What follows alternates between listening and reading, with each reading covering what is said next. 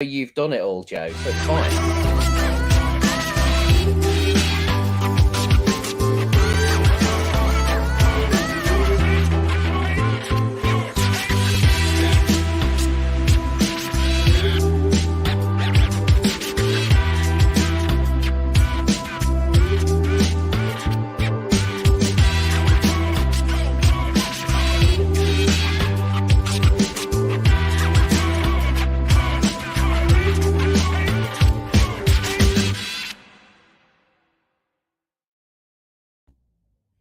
Hello, everybody. You are watching the FinTech Magazine show brought to you by FinTech Magazine, InsurTech Magazine, and BizClik Media Group. My name is Scott Birch, and we will be bringing you all the latest news, analysis, and opinions from the wide world of FinTech, as we do every 2 weeks, right here, even on LinkedIn, YouTube, and other digital platforms. Now, joining me today and hopefully taking over so I can get a drink of water is FinTech and InsurTech Editor-in-Chief, Joanna England. Hi, Joe. How are you doing today?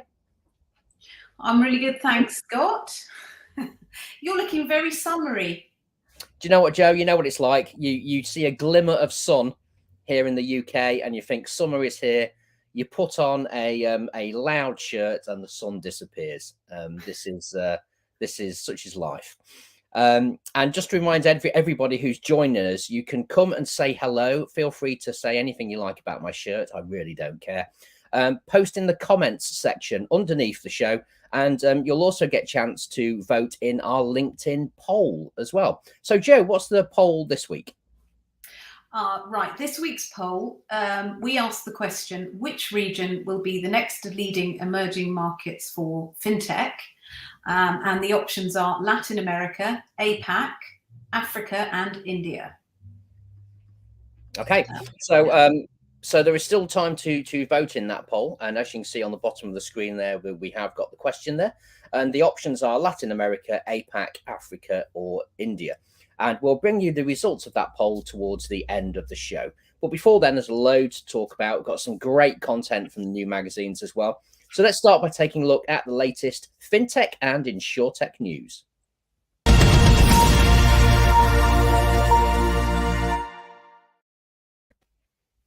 Okay, Joe, this is a story that I saw earlier. I had a nice old read of that. Why don't you tell us more about this one?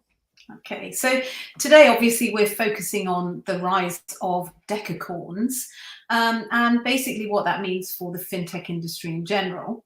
Now, a decacorn is a term that refers to companies that have hit a 10 billion valuation.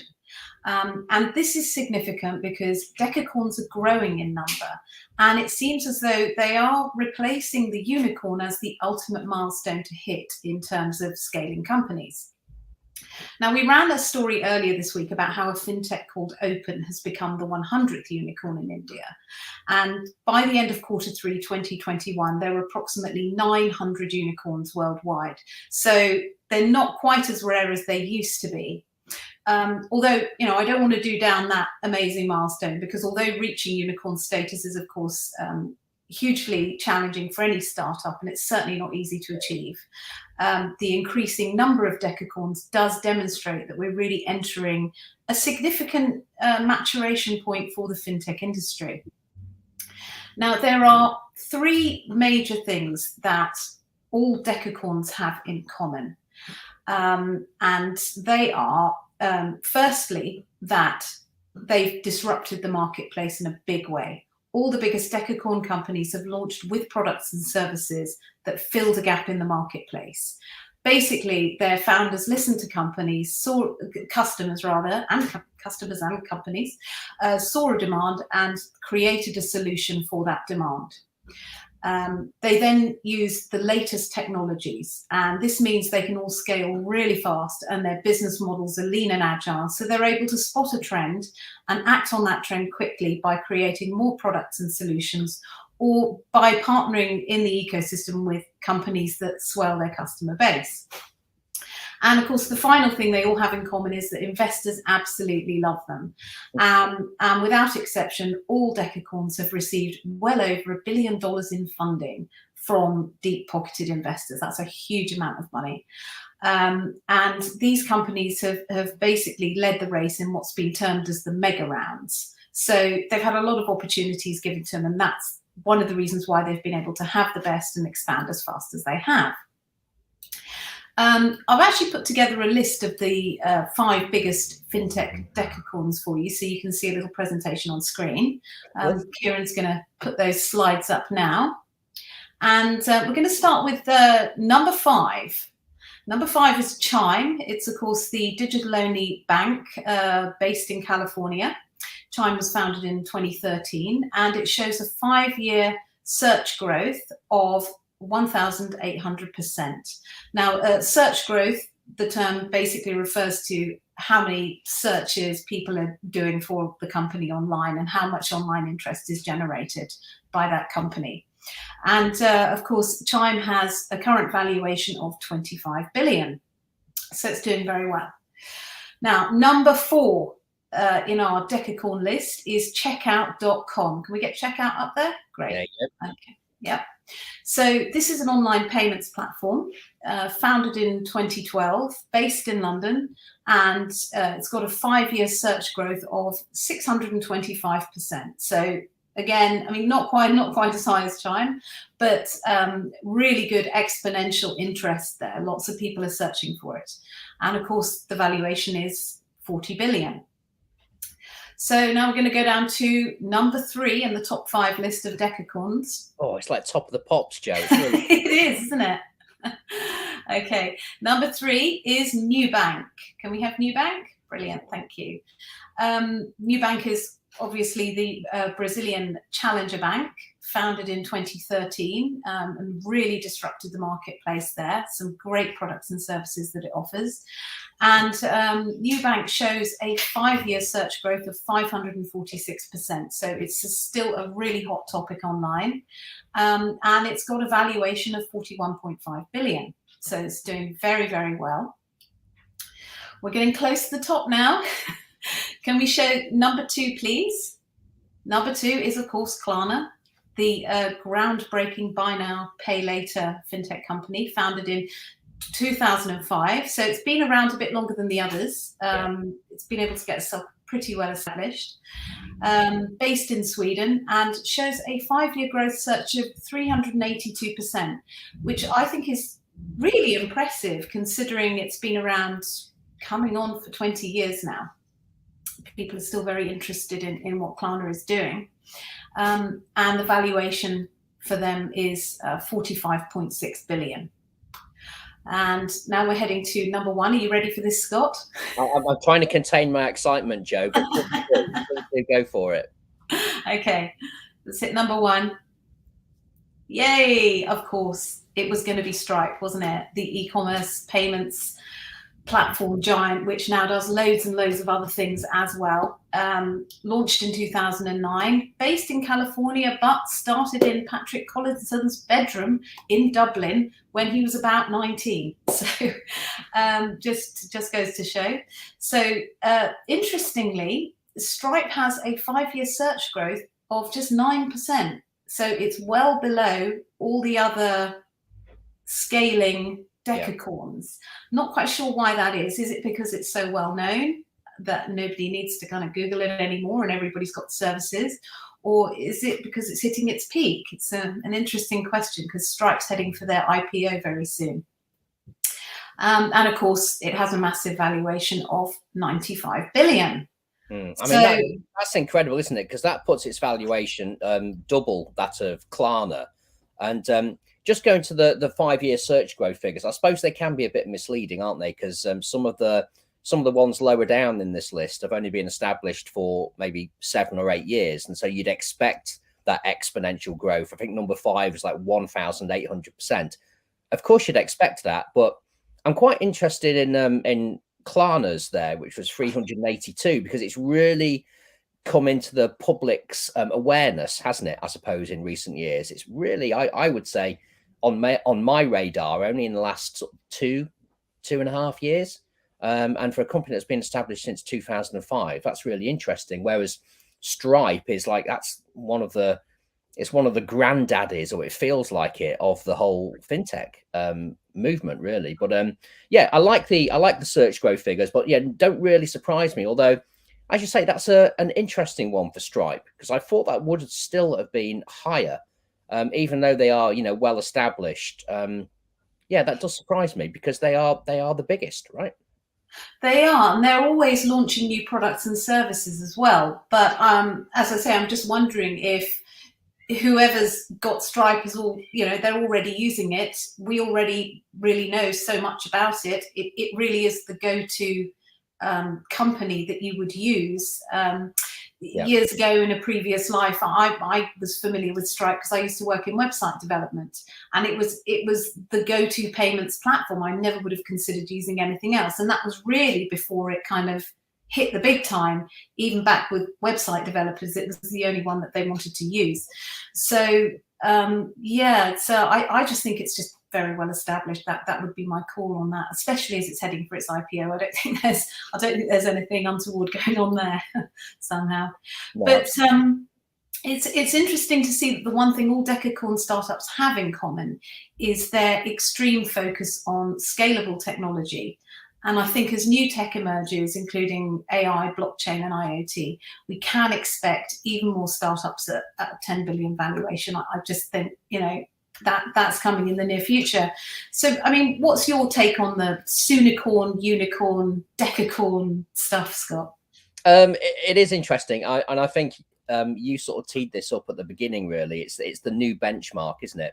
Which makes sense. I mean, if you know, if not too many years ago, you would think about a millionaire lifestyle, for instance. But now millionaires are almost so commonplace that you're talking about the billionaire lifestyle, right? These things have a habit of ramping up. So it doesn't surprise me at all, the kind of valuations we're seeing. But, you know, valuations are one thing. Companies are only worth what people are willing to spend to buy them for, right? But it is interesting. And as you say, I think the environment is changing a bit. The landscape is changing, and it'd be interesting to see how many of these actually survive and have that longevity, and how many are going to be swallowed up as well, or how many are going to join forces, you know, in M&A activity that we're seeing across other industries as well. Be very interesting to see what happens to some of these countries, some of these companies on that list in the next 5 years, for instance. Yeah, exactly. So we're moving on to InsurTech now. Yeah, we better move on, hadn't we? Time to go in. We've done a big discussion on fintech. We should move on now for InsurTech. So in the news at the moment for InsurTech is a story about a company called Ondo. Have we got the image there for Ondo? Brilliant, yeah. Now Ondo is a technology-driven InsurTech that uses the IoT to harness data and prevent water damage to homes in the P&C market. And it's the very first UK InsurTech to launch an IPO. So that's a real benchmark and shows how the industry is progressing. And it's also one of those success stories that demonstrates just how important innovation labs are to the industry. So we hear a lot about innovation labs and we're like, yeah, that's where the good ideas come from. But actually it is where the good ideas come from, because Ondo originally began as a company called LeapBot back in 2016. And the founding team tasked themselves with finding this solution to water leak damage within the home, because in terms of the insurance industry, it's a massive problem and it costs US insurers an estimated 16 billion annually. And also 1 trillion gallons of water are lost every year in the US through domestic leaks on the property market. So there is an environmental side to this as well. It's an important problem to fix. Now, the team within the innovation lab for Ondo actually built their kind of revolutionary IoT device using 40 Raspberry Pi circuit boards that are used in UK schools as part of the science curriculum. Yeah. And they had this big warehouse and they had all these things plugged in and buckets of water, and they it was a real sort of crazy hair, white coat science experiment that produced this. So I think that, you know, Ondo is transforming the UK market. It's taking the US by storm. It's now entered Scandinavia through its new partnership with, try and say it right, Privatsikring, that's a bit of an IKEA word, isn't it? I just love these stories because I think that they really demonstrate how a great idea can make such a difference. I don't know about you, Scott, but I foresee another decacorn on the horizon. Oh, there you go. Joe's making a bold predictions again. Remember, this is not financial advice that we're delivering here. This is just commentary on the industry. But yeah, really good. I mean, I've got a leaking tap at the moment, so I can completely get that. Now, remember, you can catch all the latest news and analysis on our websites, which are fintechmagazine.com and insurtechdigital.com. So go there and you can see all the latest news, features and magazines. But Joe, you were just talking about innovation centres and how important they are. And that's just reminded me of a feature that we've got running in the magazines this month, which is I had the opportunity to go down and visit Visa Europe, actually, in their London offices. And during the lockdown, they took that opportunity actually to completely renovate and revamp part of their office space, and they've created this amazing innovation center. And I went down there with the video team and interviewed their CPO, so Chief Procurement Officer Elisa Bornstein, and their CFO, Chief Finance Officer Rob Livingston. Now let's see what they had to say, and in particular, they're talking about how Visa is helping with ESG and sustainability in the supply chain.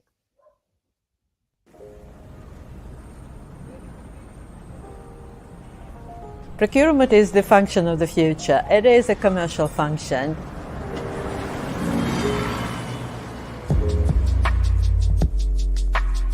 My name is Elisa Bornstein. I'm Chief Procurement Officer for Visa Europe.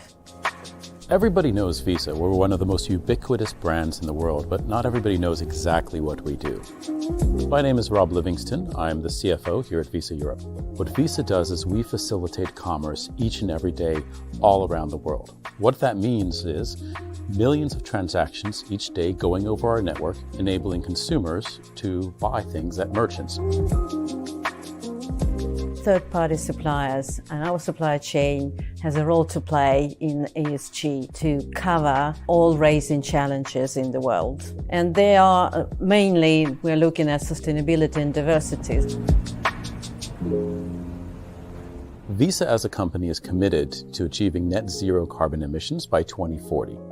There are a few key areas that we're focused on right now. One is about sustainable product solutions. We're also working very tactically with governments, banks, and other players in the ecosystem, particularly in the area of electric vehicle charging. Nobody goes out of the house and says, I want to pay for something today. They say, I want to get something today or have an experience. What we want to do is ensure that it happens as smoothly and as quickly as possible. For some consumers, that's going to be a tap with a card because that's the easiest for them. For others, it might be using their mobile phone. For others, if you're online, using Click to Pay. All those are different ways in which transactions become more and more seamless over time. We have thousands of suppliers, and we are currently in the process to identify small businesses. We have recently entered into the partnership with EcoVadis, and EcoVadis will support us in assessing our supply chain, understanding what our suppliers add in terms of ESG objectives. We've made this commitment to bring 50 million small and medium businesses around the world and digitize them using the Visa platform. We've reached 25 million small businesses online today, but we think there's much more room to grow. We changed their payment term to 30 days. We aim to pay them promptly on time to ensure that we will be soon ready for the UK government prompt payment code guidelines. Visa works with innovation on so many different levels. We do work with supply chain to ensure supply chain resilience, but also to ensure the commercial part of it, driving value and innovation in supply chain. This is big, and I truly believe that many procurement professionals starting to think much broadly, much more out of the box, thinking business-like.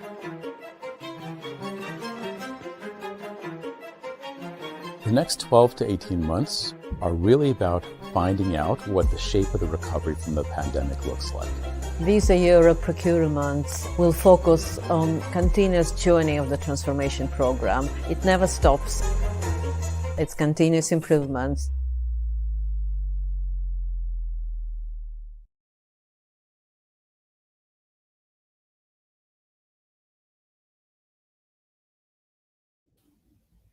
There you go. That's the first time I've seen that video, actually. And I'll tell you what, I mean, it was great to meet Elisa and also Rob in person down at that innovation center. And you didn't really get the full impact of it there. But like when you saw those people sitting in what looked like a tube train, an underground train, that was all part of the innovation center as well. They've got these amazing like breakout areas for coming up with new innovative ideas of how to take and handle payments. So yeah, brilliant. But I do have an issue with that video. Did you see how quickly that electric car was charging? Let me tell you.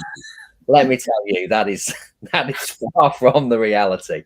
But anyway, as I said, you can watch all the videos, see all the content by visiting our websites, and we've got loads more to share with you after the break. So don't go away. We'll be right back after this quick ad break.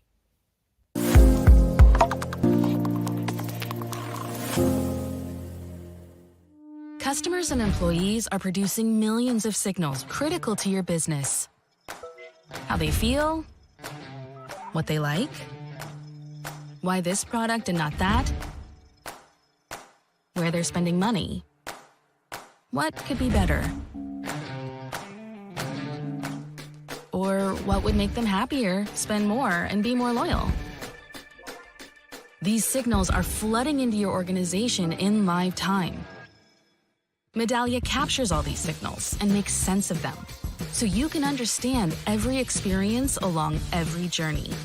Our artificial intelligence analyzes all these signals to detect patterns, identify risk, and predict behavior, so you can fix problems before they happen and double down on opportunities to make experiences extraordinary. Because with Medallia, customers build the best products, employees build the best companies, and together, we build the best brands.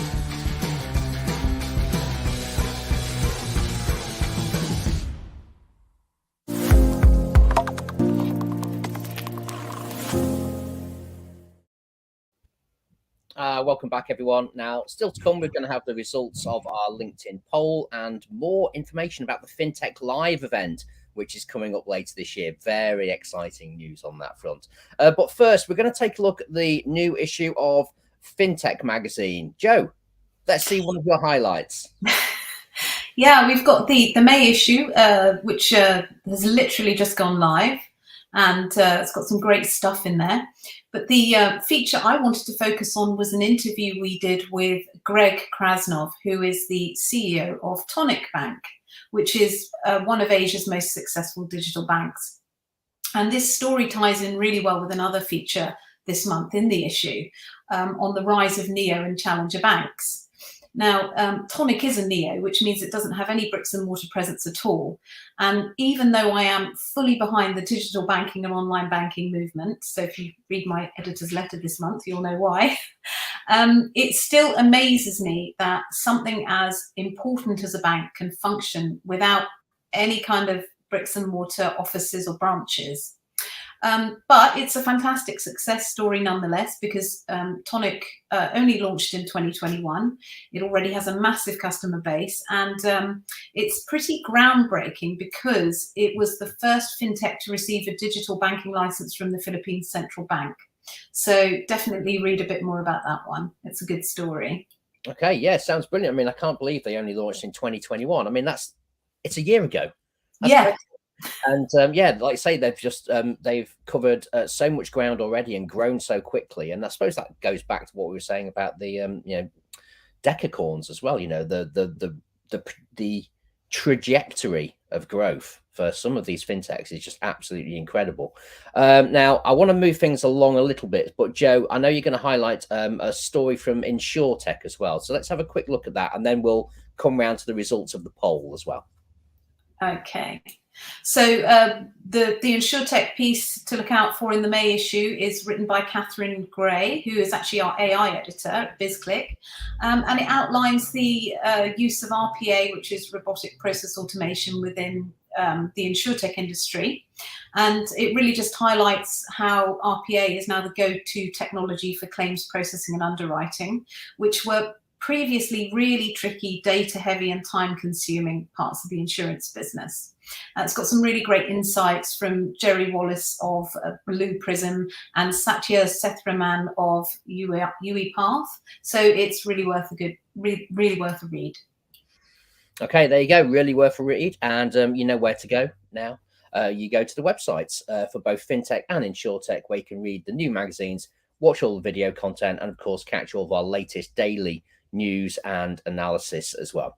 So let's move on, Joe, and let's take a look at the results of the poll. Just remind us first what the question was, and then let's see what the audience are saying. Okay, so we asked which region will be the next leading emerging fintech. Sorry, I'll start again. Which region will be the next leading emerging market for fintech? Will it be Latin America, APAC, Africa, or India? And the results are Latin America topping the poll at 31%, India coming second at 24%, APAC at 22%, and Africa at 22%. Okay, interesting. I mean, that's a pretty even split, you would say, isn't it? Now, tell us a little bit. So I know you've got some facts about these particular markets as well, haven't you? Well, I think it's interesting because although, you know, our pollsters have said Latin America they think it's the biggest likely emerging hub. It's got 27 fintech unicorns, which is a pretty healthy number. But interestingly, APAC has 35 fintech unicorns and is really, really a burgeoning market. But they've only been polled at 22% as the biggest market. Yeah. Africa has the least unicorns. They've got 7, but they didn't have any fintech unicorn companies 6 years ago. So that's pretty incredible. It's such a new market and they've already got 7. And of course, India's just announced its 100th unicorn, 12 of which are fintechs. So yeah, interesting results from that poll, I think. It is interesting. I mean, personally, I would have voted for, I'm showing my cards here. I would have voted for Africa, actually. I think the potential in Africa is incredible, actually. And I suppose part of it is the way that we've worded the question, right? Because it says which region will be the next leading emerging market. So could be a bit of a grey area in terms of what we mean, but I personally would have picked Africa. Joe, put you on the spot. What would you have gone for?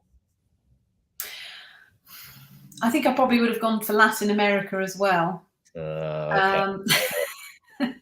Yeah. Well, that's good, because that clearly shows that you know the audience that we're speaking to better than I do, because you were going with the majority. So clearly you're the right person in the right job. So that is good. Now, I'm going to move on again. Now, we've got those important dates for your diary that I mentioned earlier, which is FinTech Live. And that's returning as a hybrid event in London, November 9th and 10th.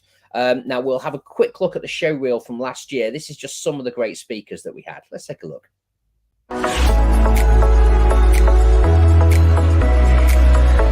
Good morning and welcome to the FinTech and InsurTech live show.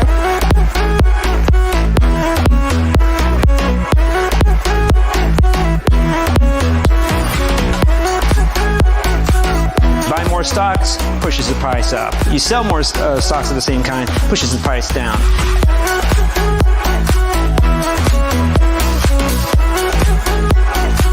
We saw 5 years of growth in digital payments here in the UK.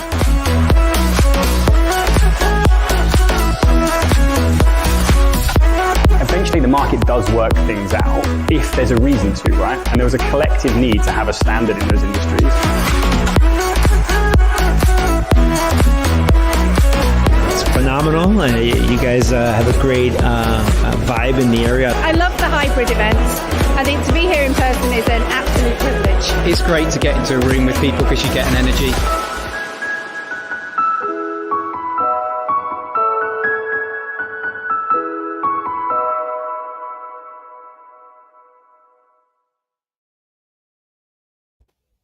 So there you go. So now the news is that early bird tickets are now available for FinTech Live. And you can buy tickets to attend in person, or you can, of course, join us virtually as well. We have in-person stages and we have virtual stages available as well. Now, there is a limited number of these discounted early bird tickets. So head to our websites, and that's where you can find out more information. And I just want to say hello as well to Stephen and Gabino there from Sapphire, who were in the video. I interviewed those guys, I think 2 weeks ago, and I know they've just been in Paris and also in London, sorting out some big deals that we can't tell you about right now, but we will be bringing you more information on those as it breaks.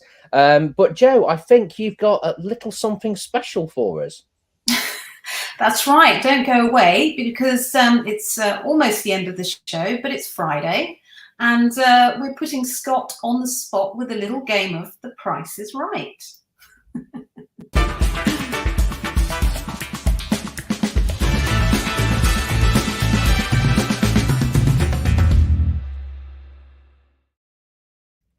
Wow. That was a great graphic. Isn't it amazing what the video guys can do with 5 minutes? That is quite incredible.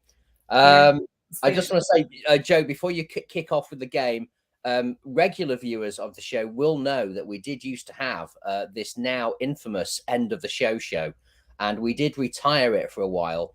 But as you said, the time is right for The Price is Right. So, Joe, over to you, and I look forward to playing your game.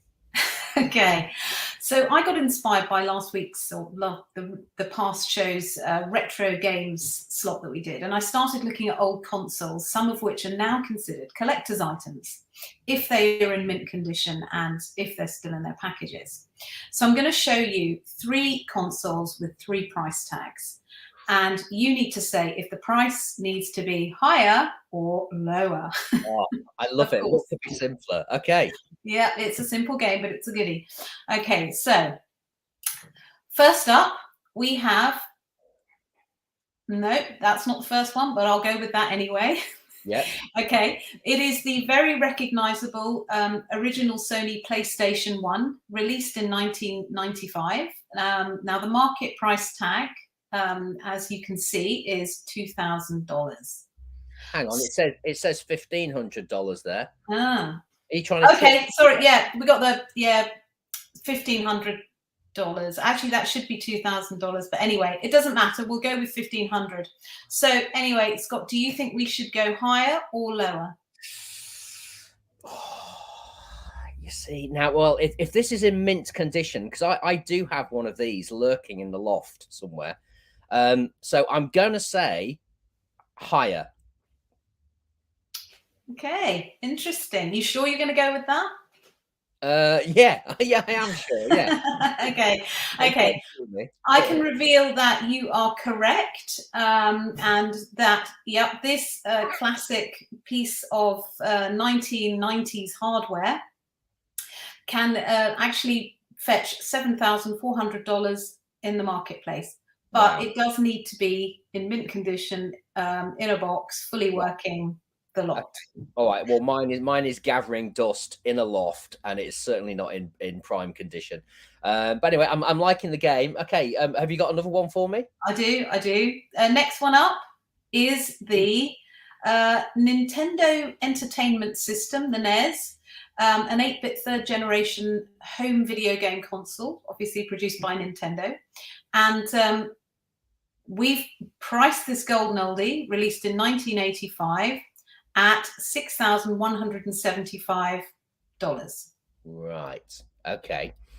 Now, again, and I know, Joe, we were talking about old school consoles and games before this. I had no idea we were going to be talking about these, though. But I mean, that is the Rolls Royce of consoles, I would say. And because of that, and because it's such an innovative classic and a turning point for home gaming, I'm going to say higher. Are you sure? Yeah, I'm sure. Okay, you're sure. Okay, all right. All right. Actually, the answer is lower. The collector's market price for a mint condition 1985 Nintendo Entertainment System is $5,645. All So, right, okay. I don't know what's going on with the graphics here, Joe, but you just stick to the numbers, which are correct. I'm just going to stick to the numbers. I don't know what's happening. They're all they've gone a bit out of sync, but never mind. A bit out of whack, which never mind. No. It doesn't matter. So our last one. Oh. Yeah, we've got one more to go. Can we put that one up? I love the fact this game is The Price is Right and all the prices are wrong. Yeah, the price. The irony has not been lost on me. It's genius, man. Genius. Okay. Okay. So we have a Pokemon limited edition Game Boy, color Nintendo VGA 90. It's important that we have, the exact mods, because obviously there were many versions of this device, and not all of them are worth a lot of money. Now, this console came out in 1996, and the collector's price for a still in the box module is, obviously, we've set it at $7,000. Do you think it should go higher or lower? I mean, look, I'm so confused. I don't know if that price is right or that price is wrong. But I mean, look, I know Pokemon has a certain cachet with the collectors, but and who doesn't love a Game Boy? It's not a patch on the PlayStation PSP that I was handling earlier, by the way. But the Game Boy is a poor second. But I would say it's got to be lower. I can't see that anyone would spend $7,000 on that. But it is a limited edition, as you say. What was it? The limited edition Game Boy Color VGA 90. Yeah. Yeah. I'm gonna go lower. I'm gonna go lower. You're gonna go lower. Do you know? I'm not changing my mind either. Okay then. All right. It's actually higher. It's 7,400. No, it is. It's 7,400. I'm sorry, we've got the wrong price on there. If only this was catchphrase and we could say what we should. I don't know. Well, do you know what? I would say that was brilliant, but it was for all the wrong reasons. Yeah, well, never mind. It was fun. It was fun.